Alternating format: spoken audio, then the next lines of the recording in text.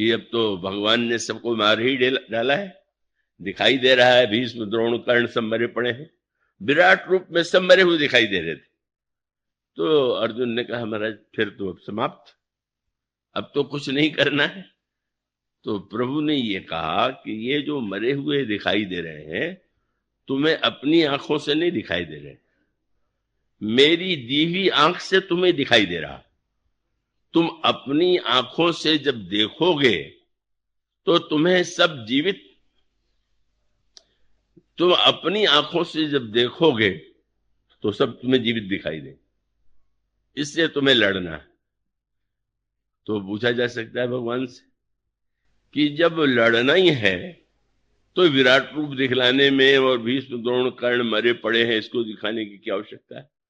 भगवान ने सूत्र दे दिया, अगर तुम इस रूप को देखे बिना इन योद्धाओं को मारने में सक्षम होते तो तुम्हें यह गर्व होता कि मैंने इनका वध कर दिया।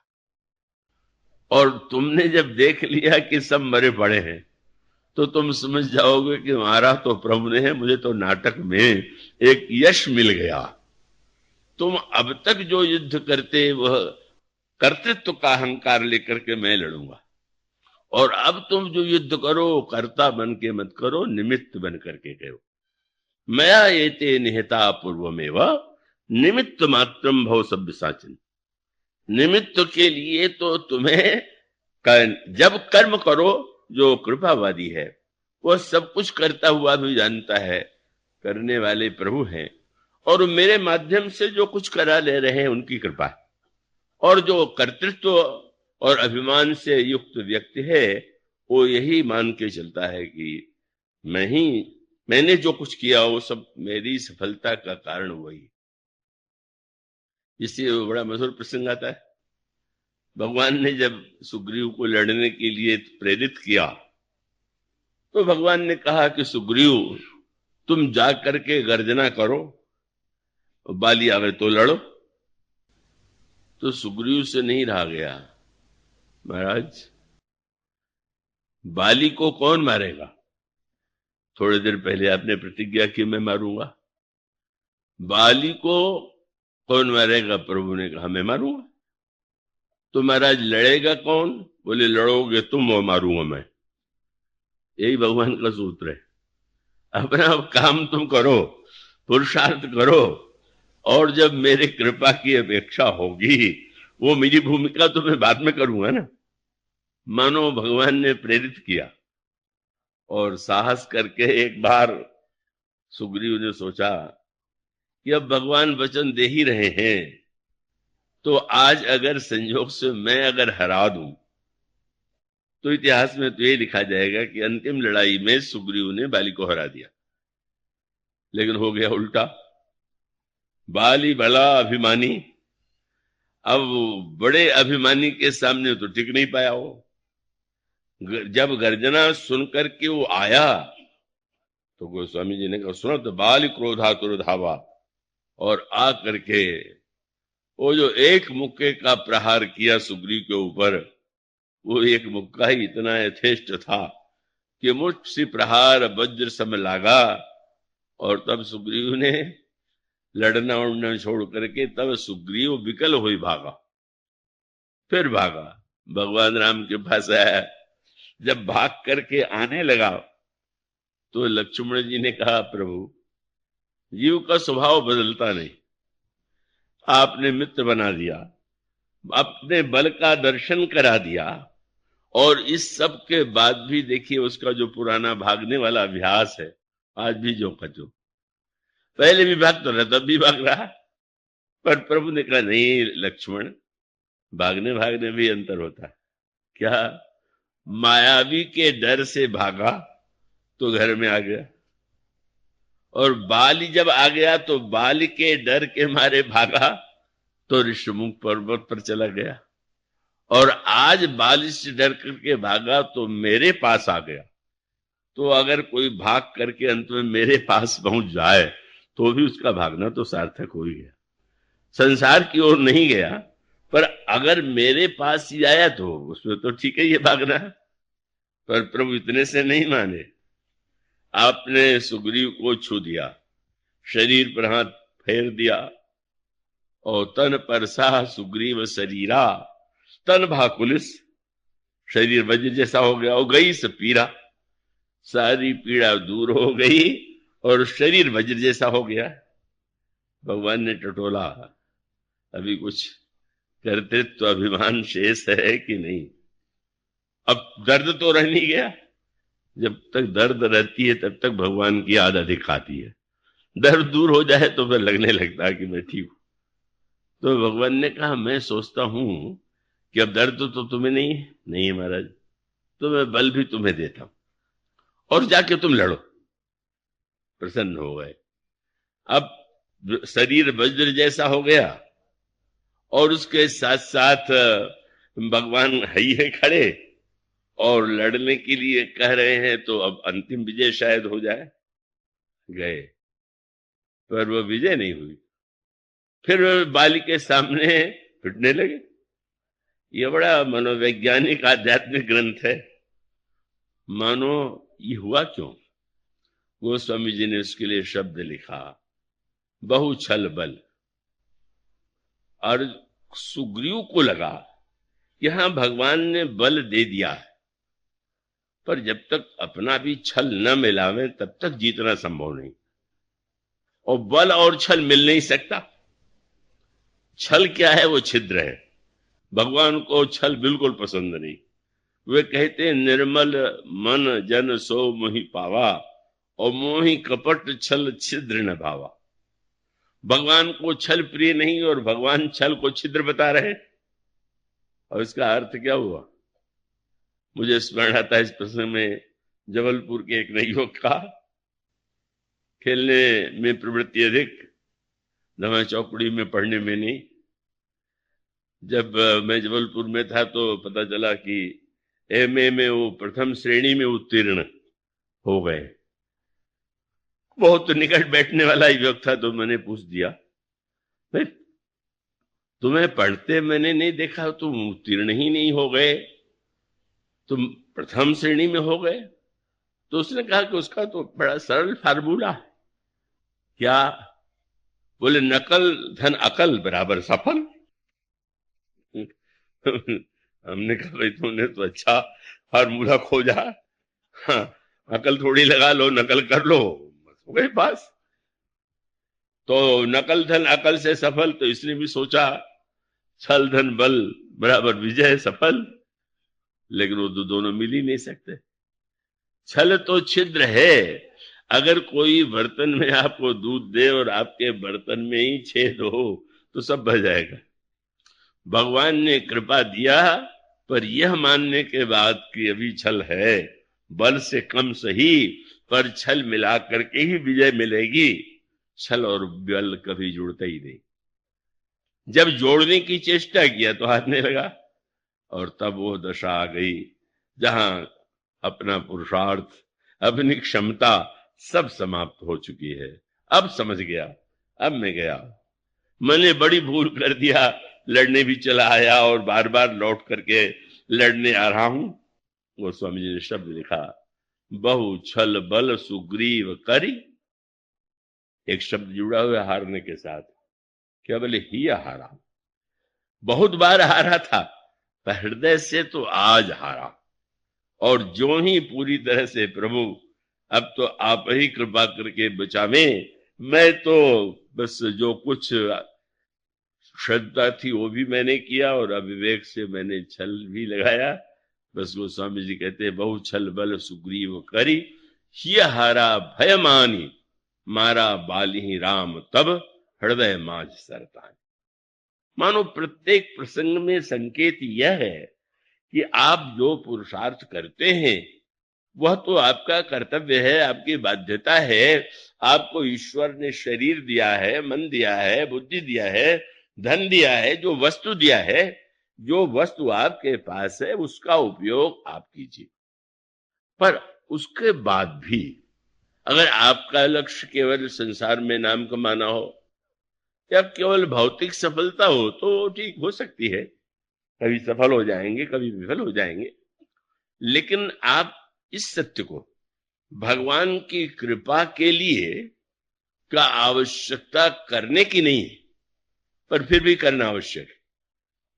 गोस्वामी जी ने जब अहिल्या का प्रभु ने उद्धार किया तो अनोखा दोहा लिखा।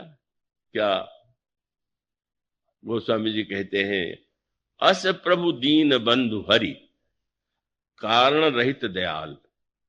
भगवान की दया कारण से नहीं होती, वह दया तो, वह कृपा तो उनका स्वभाव है।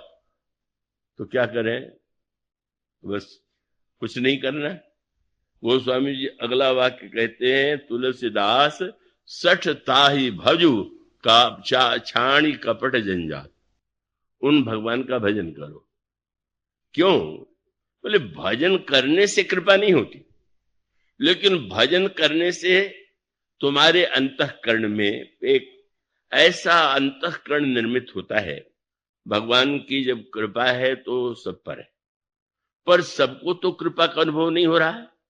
आप कल की कथा को अगर ध्यान में रखें कि भगवान ने जब भरत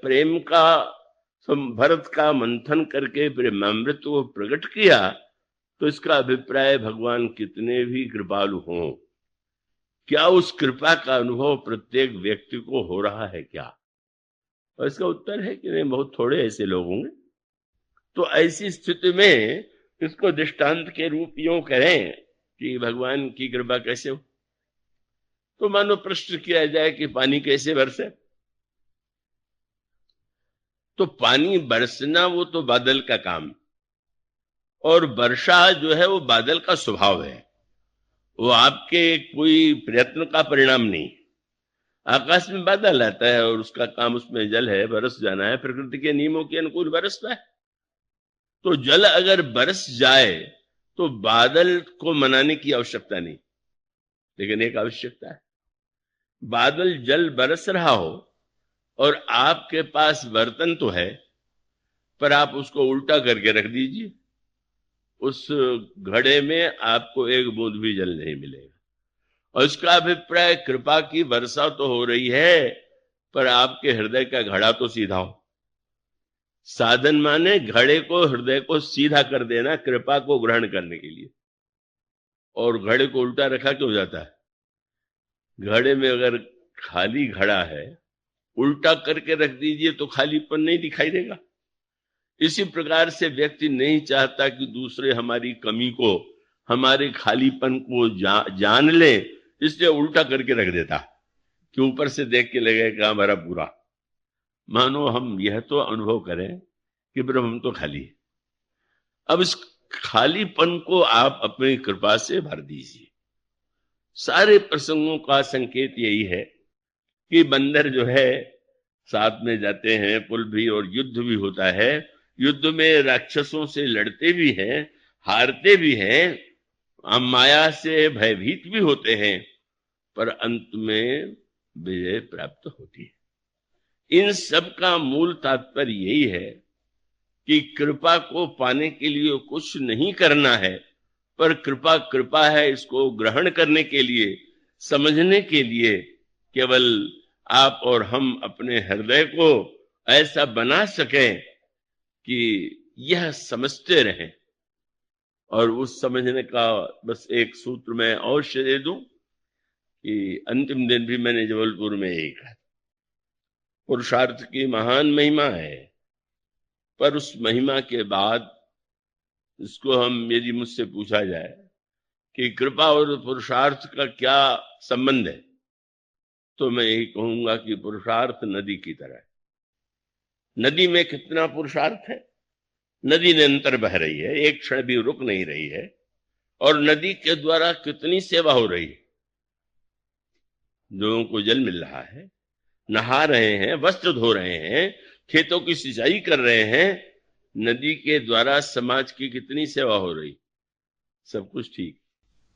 पर आप नदी का अभिनंदन करने का निर्णय करें, स्तुति पाठ करने का निर्णय करें, तो आप मनुष्य का अभिनंदन करें तो रुक जाएगा। पर नदी के किनारे खड़े होकर के यदि कहें कि तुम्हारा अभिनंदन करेंगे, जरा अभिनंदन सुन के आगे बढ़ो, तो वो नहीं रुकेगी। अभिनंदन की भी इच्छा नहीं, इतनी सेवा नदी के द्वारा होती है। पर आश्चर्य, नदी बह करके कहाँ जा रही? नदी बह करके जा रही है समुद्र में। किसी ने नदी से पूछा, जब तुम में इतनी सेवा की सामर्थ्य है तो तुमको तो बह करके रेगिस्तान में जाना चाहिए जहां पानी की आवश्यकता है। अब समुद्र में क्या जा रही हो जहां जल ही जल भरा हुआ, जहां जल की आवश्यकता नहीं। नदी ने यही कहा कि हाँ, मैं दूसरों की प्यास बुझा सकती हूं, पर मेरी प्यास तो समुद्र ही बुझा सकता है। हम भी ये प्यासे हैं और हमारी प्यास समुद्र से मानो पुरुषार्थ नदी है, और जब तक वो कृपा के समुद्र में जाकर के विलीन नहीं हो जाएगी, बस उसका अंतिम रूप यही। सरिता जल जल निधि मह जाई, होई अचल जिम जीव हरि पाई। पुरुषार्थ की अंतिम परिणति यह है कि वो कृपा समुद्र हरि भगवान को बार बार कृपा सिंधु बोले मुस्काई, सर्वत्र उनके कृपा के सिंधुत्व की सराहना की गई। का मानो हम समस्त पुरुषार्थ को करते करते भी जब तक कृपा सिंधु और भगवान की कृपा ही सब कुछ है, अंत में आपने या जो भी व्यक्ति ने पुरुषार्थ किया वो कैसे किया? शरीर से आपने किया, मन से किया, बुद्धि से किया, वो किसकी दी हुई है?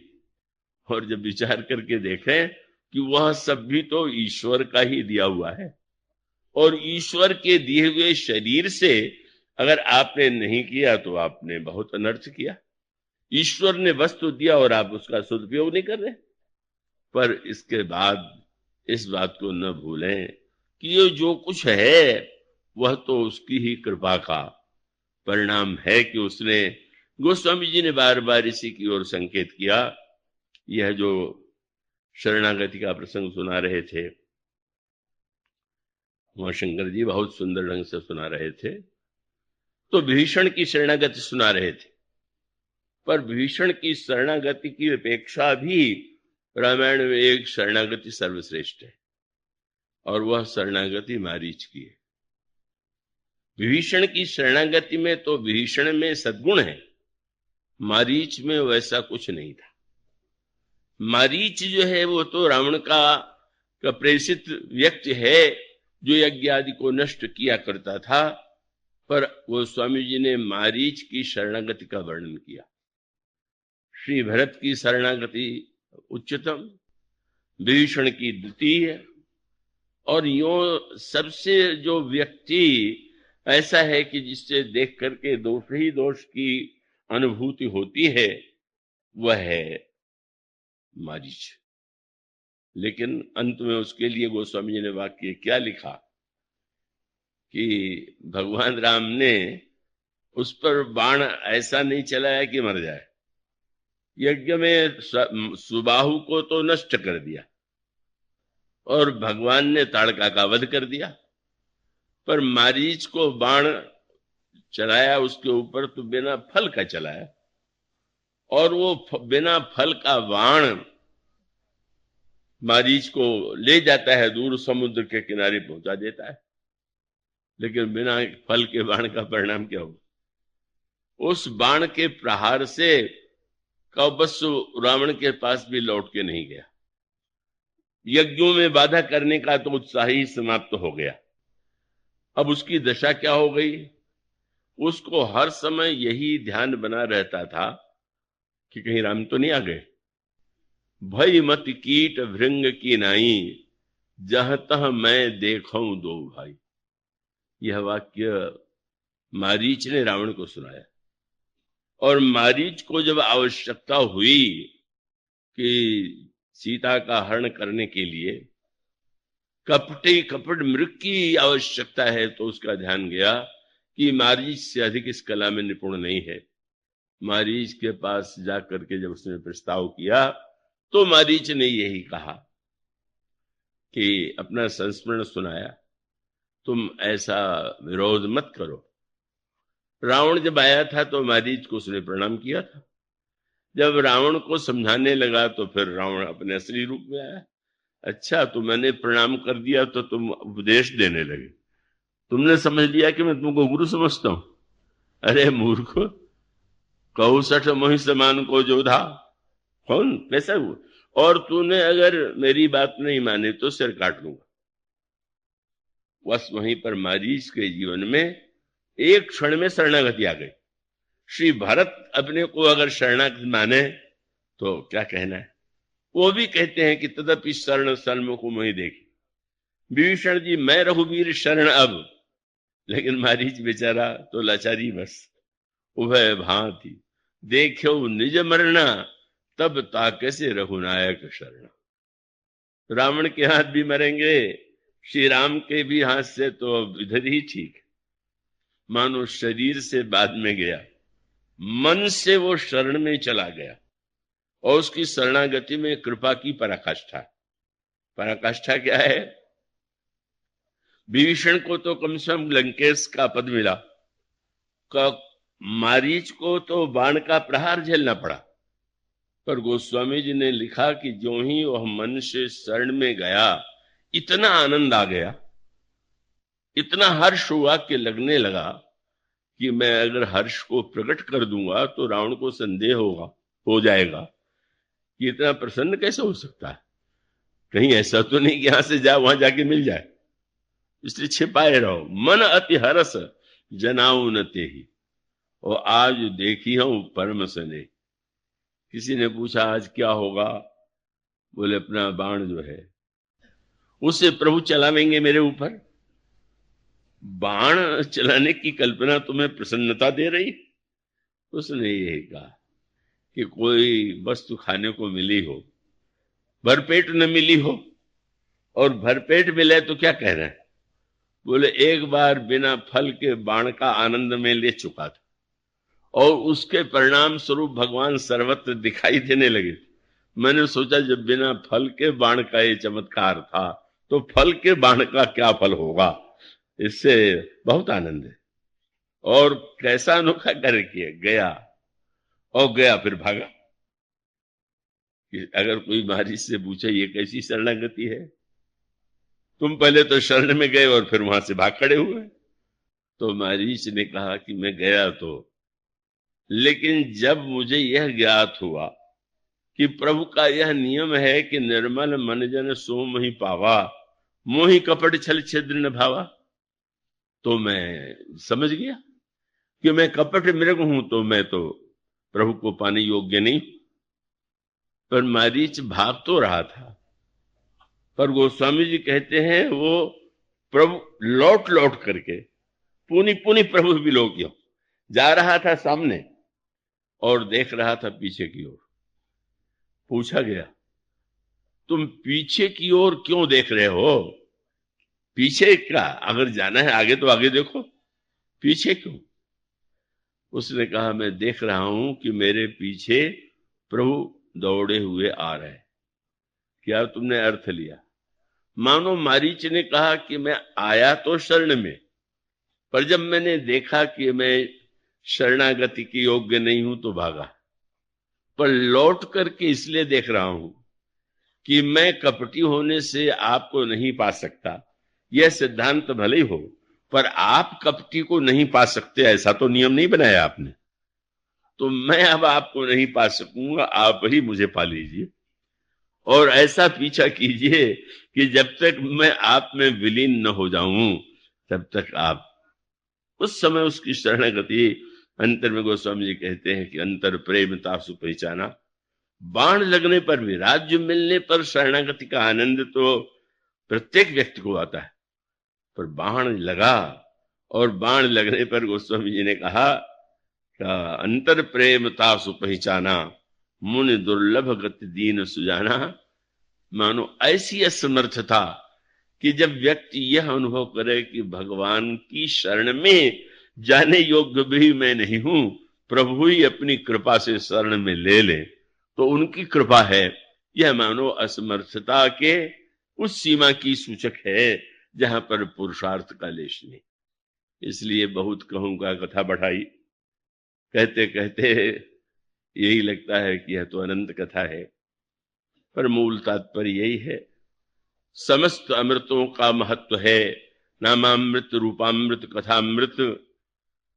और सबके साथ अंत में हम यह अनुभव करें कि जो कुछ अमृत की उपलब्धि होगी वह भगवान की कृपा के बिना नहीं होगी। कृपा के द्वारा ही हम जीवन में धन्य हो सकते हैं। और इसका सबसे बड़ा प्रमाण मैं तुलसीदास जी ने अपने को दिया था। तुलसीदास जी ने गिनाना शुरू किया, भगवान ने इस पर कृपा की, इस पर कृपा किया। किसी ने कहा है तो पुरानी बातें हैं, तो पुरानी बातें हैं तो हम कैसे विश्वास करें कि ऐसा किया ऐसा किया। तो गोस्वामी जी ने विनय पत्रिका में लिखा क्या ठीक है, जिन पर पहले कृपा दिखाई पड़ती है वे कैसे हैं? बोले कौन तिनकी कहे जिनके, जिनके गोस्वामी जी के कौन तिनकी कहे जिनके, जिनके जीवन में पाप और पुण्य सुकृत के साथ साथ पाप भी और सुकृत भी है। लेकिन मेरे जीवन में बोली अगर ये देखना हो कि भगवान कितने कृपालु हैं तो तुम्हें मेरी ओर देखना चाहिए। क्या? बोले कौन तिनकी कहे जिनके सुकृत और अघ दो, प्रगट पातक रूप तुलसी शरण राखे सो। जो पातक रूप तुलसी है उसको भी शरण में ले लिया। तो मैं इस पंक्ति को बार बार दोहराता हूं क्योंकि अपने जीवन में इसका प्रतिक्षण अनुभव करता हूं कि जो कुछ है, जो प्रशंसा की जाती है वो बाह्य व्यवहार के नाते है। यहाँ तो जो कुछ आपके समक्ष कहा गया, सुना गया, लिखा गया, वो सब केवल मूल में कृपा ही कृपा थी। इसलिए रायपुर में गोष्ठी में साधक एकत्र हुए, शांत थे। भगवान जब परीक्षा लेते हैं तो कैसे लेते हैं, कैसे विघ्न आया, कब पास हुए, कब अनुतीर्ण हुए। मुझसे भी पूछ दिया गया कि भगवान ने परीक्षा ली कि नहीं ली, अनुतीर्ण कितनी बार हुए और उत्तीर्ण। तो मैंने कहा भगवान ने परीक्षा तो क्या ली होगी, लेकिन अगर परीक्षा हुई भी तो मैं सदा उत्तीर्ण हुआ, कभी अनुत्तीर्ण हुआ ही नहीं। आश्चर्य है, बड़े बड़े साधकों के जीवन में भी असफलता आई। तो मैंने कहा तो विद्यालयों का नियम आप नहीं जानते कि नंबर अगर कुछ कम रह जाए तो कृपांक से पास कर दिया जाता है। तो यहां तो शून्य ही नंबर आता था, पूरा कृपांक से ही पास हुआ, क्योंकि कृपांक में थोड़ा नहीं होता, कृपांक पूरे का पूरा होता है। विद्यालय में तो कृपांक की सीमा है पर भगवान के कृपांक की सीमा नहीं। तो जो कुछ हुआ, जो कहा गया है, वो सब का सब उनकी कृपा का ही परिणाम है। वो कोई अतिशयोक्ति नहीं है, सत्य है।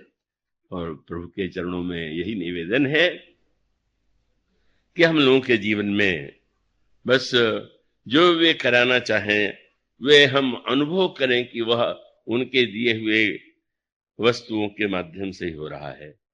और सब कुछ केवल अंतिम परिणति, जैसे नदी समुद्र में जाकर के धन्य होती है, इसी प्रकार से पुरुषार्थ की नदी समुद्र में जाकर निमग्न हो जाए, यही कथा का उद्देश्य है। तो आज के दिन कृपा की बात ठीक रहेगी। सारे सबके अंत में कृपा कृपा कृपा। और इसलिए जा सुनाम भव भेषज, हरण घोर त्रयसूल, सो कृपालु मोहि तो पर रहु सदा अनुकूल। स्यावर।